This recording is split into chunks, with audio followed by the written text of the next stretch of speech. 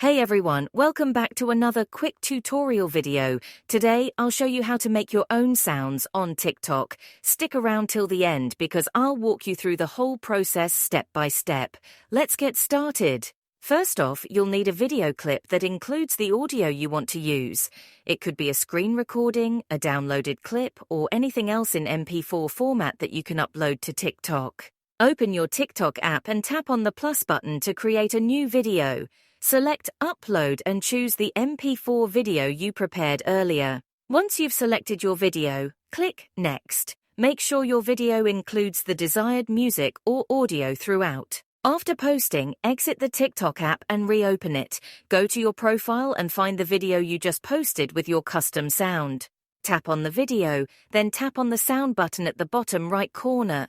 You'll see the original sound option.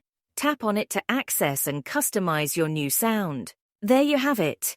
Now you can use your custom sound in any of your TikTok videos. You can also personalize the sound's name and mark it as one of your favorites for easy access. I hope this tutorial was helpful for you.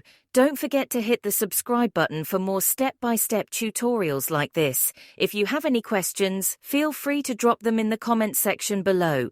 Thanks for watching.